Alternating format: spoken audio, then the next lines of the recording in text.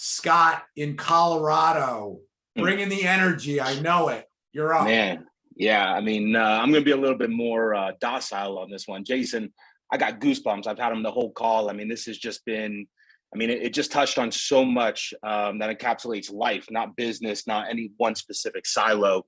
I'm going to go deep here for a second, if you don't mind. As somebody that's had a near-death experience, I've looked mortality in the face, and it's opened up a new dimension of myself that I don't really share too often, but I find it very hard to relate because we live in this fear-based world, but this is all coming to an end at some point, right? I'm very curious the perspective that you gained as you were laying there in the bed, sort of going on this recovery journey. What was that like, knowing like, man, I'm staring mortality in its face, and how do you take that and package it back up to the 99% of people that haven't had that experience of like being right on the edge of death, and make it relatable to take these lessons that you incur and learn there and send it back downstream and try and get people there?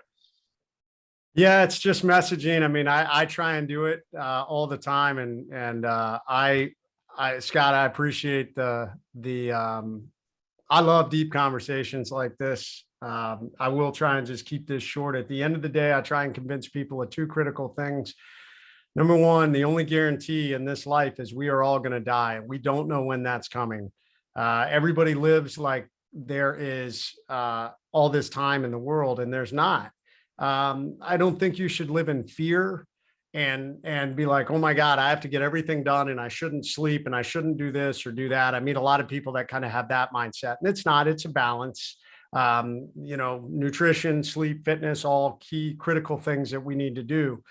But at the end of the day, we're all going to die. It's guaranteed. You will never cheat it. So I think it is a balance. It's why I talk about the Pentagon and peak performance. I meet a lot of people who we tend, and I'm even guilty professionally. I put a lot of time and effort into my business and what I'm doing. But this is why the Pentagon is so important.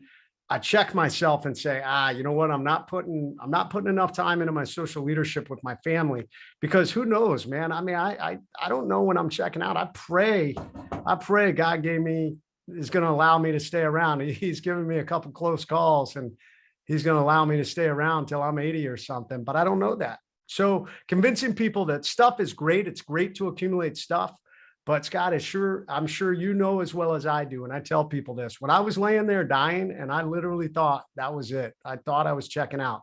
Not once did I think about my stuff. I like to ride motorcycles. I had a cool truck.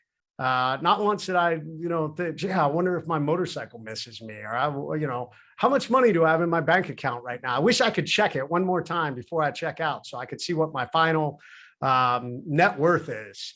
No, all I cared about in that moment was I would have given anything to tell my wife and kids I loved them one more time. And I think, and I'll tell you what, in the end, that's all that really matters. I mean, I want to be successful in my life and I want to make a difference, but I really just hope that my wife and kids and my inner circle know how much I love them and appreciate them. Really cool. Really appreciate you, man. We run a podcast called The Attitude of Gratitude. We had Scott on. Jason, I'd love for you to come on. We, continue this conversation. I think there's a ton to unpack there, but thank you for your vulnerability today.